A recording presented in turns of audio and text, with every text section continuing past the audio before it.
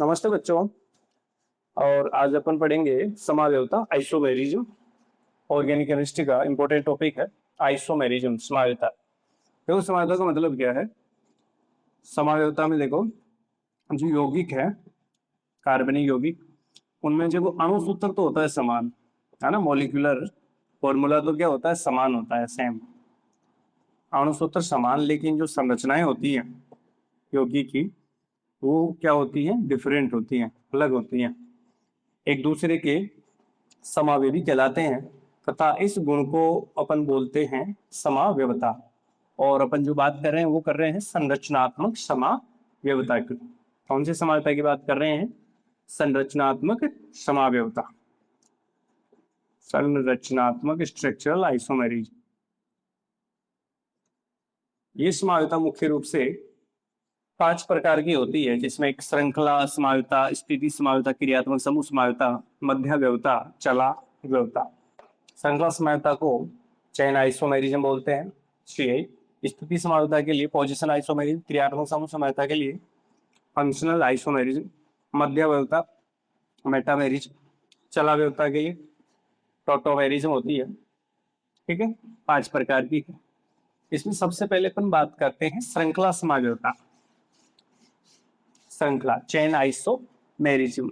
देखो भाई, CI की बात सबसे पहले, श्रृंखला समावयवता करते क्या इसके अंदर, कुछ नहीं है, यौगिक का अणुसूत्र वही बात है, सेम रहेगा। ठीक है ना, अणुसूत्र क्या है, सेम, लेकिन संरचना सूत्र अलग होगा। यानी अपन यहाँ कह सकते हैं श्रृंखला में बदलाव होगा। ठीक है ना, श्रृंखला चेंज होगी, मतलब श्रृंखला डिफरेंट होगी आपकी। जैसे अपन ने बनाई ये CH3 CH2 CH2 CH3, सीधी 4 कार्बन की चेन है। इसमें देखो CH3 CH CH3 CH3, यहाँ सीधी 4 कार्बन की चेन है। ये कितने कार्बन की चेन, 3 की। इन दोनों में कौन सी समावयवता है, चेन आइसोमेरिज्म। ऐसे और अपन एग्जांपल की बात कर सकते हैं, CH3 CH2 CH2, ये जैसे, है ना। सबसे पहला यौगिक या पहला जो समावेदी है ये है। इसके बाद में हम ऐसे बना दें, ये कितने हैं, 6 हैं ऊपर वाले में, ये लो 5। ऐसे एक और बना सकते हैं CH3 CH, और एक पोजीशन यहाँ, ये इसमें एक यहाँ, कितने कार्बन की चेन बन जाएगी, 4 कार्बन की। ये कितनी की है, 5 की है ना। चेन अलग अलग है तीनों के अंदर, इसका मतलब तीनों एक दूसरे की क्या है, श्रृंखला समावेदी। ठीक है, चेन आइसोमर्स है। ऐसे और भी एग्जाम्पल करते हैं, लेकिन पैटर्न यही है, तरीका यही है करने का। इसके बाद में जो दूसरी समावयवता है वो आती है कौन सी, स्थिति समावयवता, पोजीशन आइसोमेरिज्म। स्थिति समावयवता या इसे PI कह सकते हैं, पोजीशन आइसोमेरिज्म। क्या करना है इसमें, पोजीशन बदलती है। जैसे हमने लिखा बच्चों CH3 CH CH2 CH2 CH3, यहाँ CH3 लगा रखा है। देखो IPC के अनुसार कौन से नंबर पर है, 2 नंबर पर। अगर इसकी स्थिति को बदल दिया जाए, ऐसे यहाँ कर दो, ये CH3 समूह यहाँ जाए, पूरी चेन में 5 है, 1 2 3 4, और ये 5, 1 2 3 4 5। तो ये पोजीशन चेंज होगी, ये 2 नंबर पे था, यहाँ कितने नंबर पर है, 3 पर है। एक दूसरे की क्या है, पोजीशन आइसोमर है। और ऐसी समावयवता कौन सी समावयवता होती है, स्थिति समावयवता। स्थिति में परिवर्तन है, कुल मिला के ये है। ठीक है, ऐसे और भी एग्जाम्पल अपन सॉल्व कर सकते हैं। इसके बाद में जो तीसरे नंबर पर आती है बच्चों, वो होती है क्रियात्मक समूह समावयवता, फंक्शनल आइसोमेरिज्म। ठीक है, यानी अणुसूत्र क्या है, यौगिक के अणुसूत्र सेम है, बट उसमें जो फंक्शनल ग्रुप है वो क्या है, डिफरेंट है, अलग है क्या, यस। और उसमें देखो कुछ एक एग्जांपल अपन बात करें, इंपॉर्टेंट है, फंक्शनल आइसोमेरिज्म अच्छा पूछा जाता है इससे रिलेटेड। देखो इसमें जैसे एक तो एल्कोहल ना, और ईथर, इन दोनों में जो है वो फंक्शनल आइसोमेरिज्म होती है। अल्कोहल में कौन सा OH क्रियात्मक समूह, ईथर में कौन सा होता है O। क्लियर। इन दोनों, एक अपन स्ट्रक्चर बनाई CH3 CH2 और OH, एक क्या बनाया CH3O और CH3। देखो इन दोनों के यौगिकों के अणुसूत्र सेम है C2H6O। ठीक है, अणुसूत्र सेम है लेकिन क्या है, संरचना में भिन्नता है या इसकी क्रियात्मक समूह में क्या है, भिन्नता है। इस वजह से इन दोनों में कौन सी आइसोमेरिज्म होगी, FI, फंक्शनल आइसोमेरिज्म। ऐसे ही देखो अल्कोहल और ईथर के अलावा अपन बात कर सकते हैं एल्डिहाइड कीटोन में भी। एल्डिहाइड एंड कीटोन क्या होता है, एल्डिहाइड, एल्डिहाइड में कौन सा ग्रुप होता है, CHO ग्रुप। कीटोन में कौन सा है, CO ग्रुप। दोनों तरफ एल्किल समूह जुड़ेंगे और इसमें एक तरफ H रहता है, दूसरी तरफ एल्किल समूह रहता है। तो इस वजह से मान लो हमने कहा ये CH3 CH2 और CH2 CHO है, चलो ये सही। ये तो है एल्डिहाइड, क्रियात्मक समूह एल्डिहाइड। इसके अंदर अणुसूत्र सेम होगा लेकिन देखो स्ट्रक्चरल फॉर्मूला अलग होगा, या फंक्शनल जो ग्रुप है वो इसमें डिफरेंट आएगा। यहाँ CH2, यहाँ लगा दिया CO, इधर CH2 और ये क्या हो जाएगा CH3।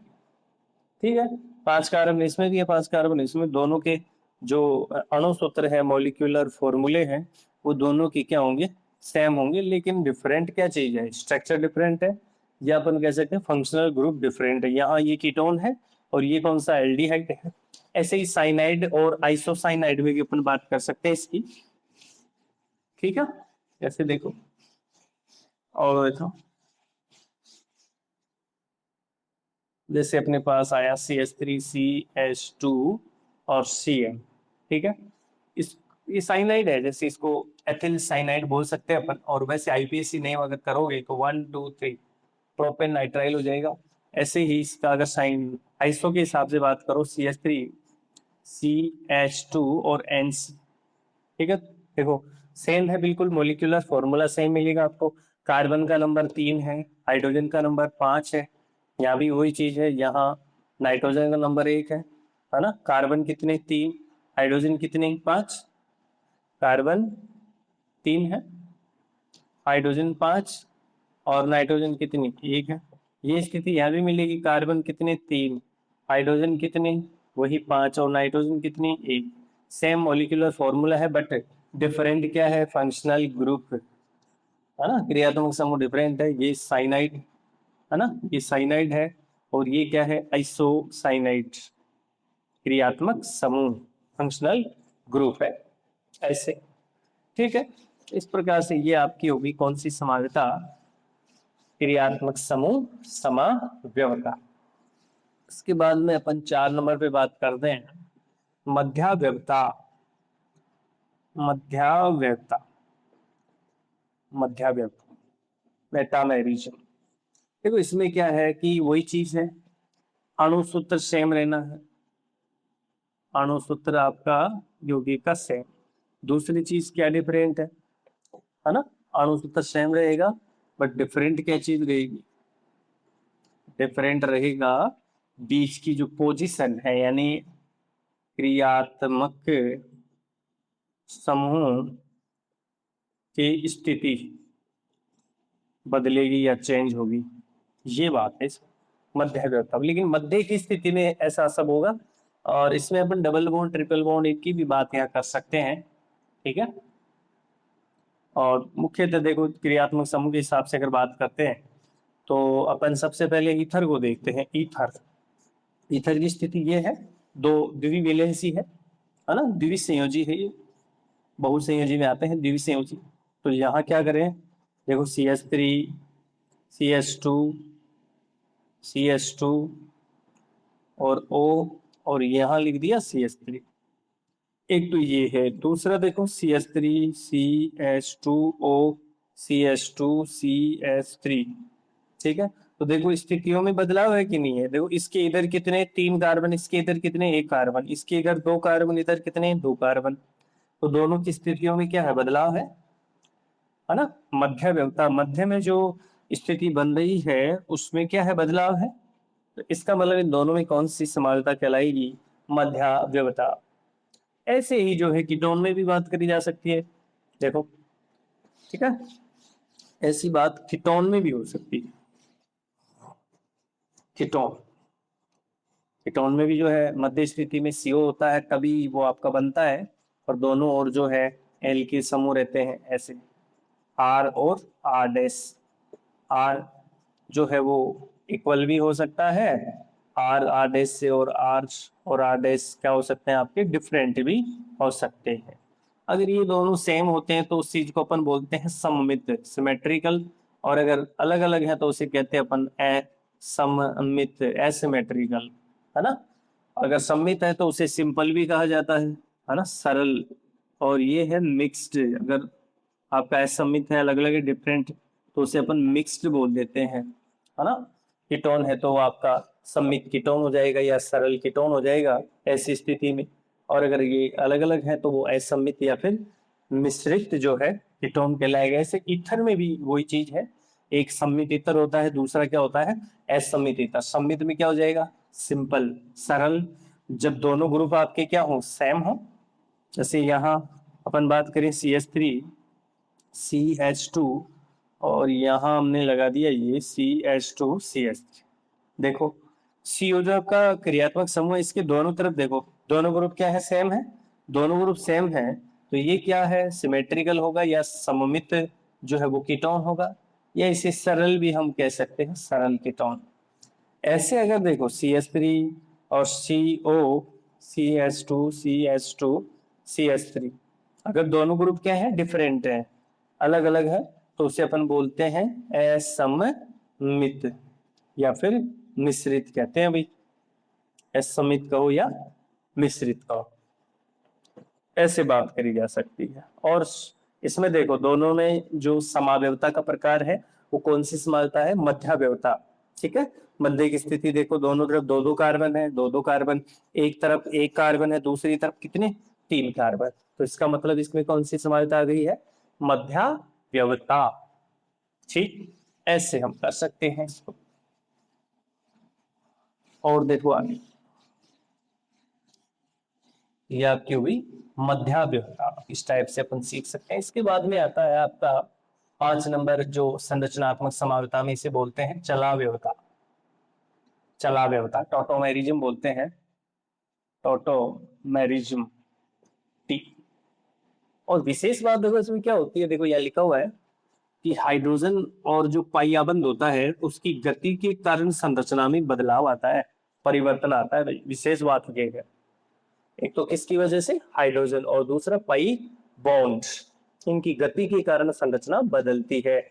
और इसको समझाने के लिए सबसे जो बेस्ट एग्जांपल है वो है आपका ये, जैसे हमने लिखा CH3COH, ये एल्डिहाइड है, ठीक है। और इस एल्डिहाइड का एल का जो परिवर्तन होता है इसमें, वो इनोल फॉर्म होती है, इनोल रूप जो है उसमें इसका बदलाव होता है, वो अभी अपन देखते हैं कैसे होगा। देखो इस चीज को अपन कैसे लिख सकते हैं, एक तरीका है इसका, CH2 और इस H को यहाँ फ्री रख लो, यहाँ सिंगल बॉन्ड, ये CO, ठीक है।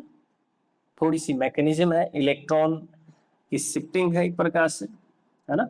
ये पाई इलेक्ट्रॉन है, इसमें पाई बॉन्ड है, तो सिग्मा और पाई दोनों है, लेकिन सबसे पहले कौन सा बॉन्ड टूटता है, पाई बॉन्ड। पाई बॉन्ड कमजोर होता है, इस वजह से पाई पहले टूटता है। तो देखो यहां से ये बॉन्ड के इलेक्ट्रॉन यहां शिफ्ट हो जाएगा, है ना।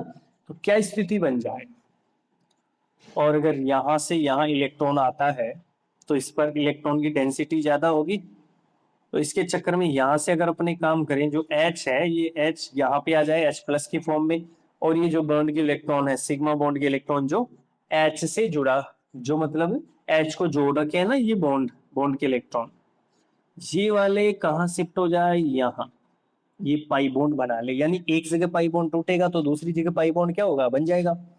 ऐसे देखो क्या मिला, CH2 डबल बॉन्ड, इसमें 2 स्टेप भी कर सकते थे अपन, और C यहां से क्या हो गया O, और वो कहाँ लग गया H, यहाँ पे, और यहाँ क्या लगा हुआ है, H लगा हुआ है।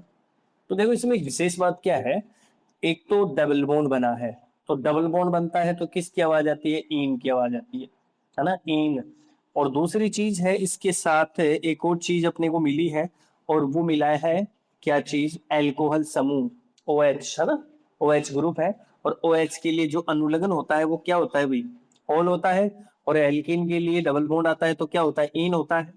तो इस फॉर्म को अपन बोलते हैं, तो ये फॉर्म बनी है, इस रूप को कहा जाता है इन, है ना। इन प्लस ओल, बताओ देखें, इन प्लस ओल बराबर क्या हो जाएगा, इनोल। इसकी इनोल फॉर्म बनती है।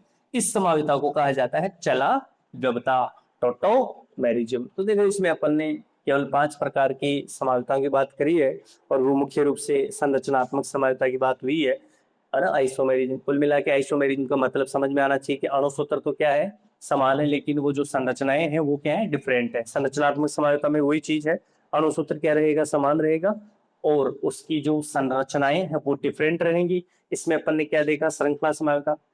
श्रृंखला समाविता में क्या चीज मिली अपने को, श्रृंखला में बदलाव मिला, अणुसूत्र सभी में सेम मिला। ऐसे ही क्या स्थिति समाविता, स्थिति समाविता में अणुसूत्र समान मिला, और जो पोजीशन है ग्रुप्स की, जैसे आपके सबस्टिट्यूएंट है ना, जैसे मैथिल, एथिल, प्रोपिल, ये सब, तो इनकी स्थितियों में क्या मिलेगा, बदलाव मिलेगा, पोजीशन में बदलाव मिलेगा। कोई दूसरी पोजीशन पे, कभी तीसरी पोजीशन, कभी चौथी पोजीशन, ऐसे है ना, पोजीशन बदलेंगे तो उसे स्थिति समाविता कहते हैं। ऐसे क्रियात्मक समूह समाविता थी, इसमें क्या था, मुख्यतः क्रियात्मक समूह में बदलाव होता था। अणुसूत्र तो क्या होता था, सेम होता था, जैसे अपन ने पढ़ा ईथर में है ना। और अपन बात कर सकते हैं एल्कोहल और ईथर है, ऐसे ही आपका क्या हो सकता है, एल्डिहाइड और कीटोन हो सकता है। इस टाइप से अपन क्रियात्मक समूह समाविता की बात कर सकते हैं। मध्यागवता में आपने क्या पढ़ा कि जो मध्य की स्थिति है, ठीक है ना, जो मध्य की स्थिति, जैसे मान लो ऑक्सीजन है, ये द्विसंयोजी है, ईथर की फॉर्म है ये, और इसमें अपन दोनों तरफ अगर CH3 लगाते हैं, सेम सेम समूह लगाते हैं, तो इसे क्या कहा गया, सम्मित कहा गया। और अगर डिफरेंट डिफरेंट ग्रुप हो जाते हैं, जैसे यहाँ CH3 हो जाए और यहाँ पे क्या हो जाए, CH2CH3 हो जाए, तो फिर ये ग्रुप क्या हो गए, डिफरेंट हो गए, अलग हो गए। तो इस कंडीशन में, वैसे पहले वाली स्थिति तो कौन सी है, सरल है ना, या सम्मित। और जो अब अपने को प्राप्त हुई है अलग अलग ग्रुप के हिसाब से, वो कौन सी है, आपकी मिश्रित स्थिति है ना, मिश्रित, या फिर इसे कहते हैं असममित। और जब ईथर है तो ईथर कह दिया जाएगा। ऐसी स्थिति जो है आप कीटोन में भी कर सकते हैं, क्योंकि कीटोन भी आपकी मध्य स्थिति में CO ग्रुप लिए हुए होता है, तो इसमें भी बदलाव किया जा सकता है, तो वो मध्यावता की कैटेगरी में आती है। ऐसे ही चला देवता टोटोमेरिज में भी आपने पढ़ी, इसमें हाइड्रोजन और जो आपका पाई बॉन्ड है ना, पाइयाबंद की जो है वो गति है, एक प्रकार से पाइयाबंद की, क्या पाइयाबंद की इलेक्ट्रॉनों की गति होगी, और उसके कारण संरचना में क्या आ जाता है, परिवर्तन। तो ऐसी समानता को कहा जाता है चला व्यवता। तो इस प्रकार से अपन ने जो है ये समाव्यवता या संरचना समानता की बात करी और उसको समझा।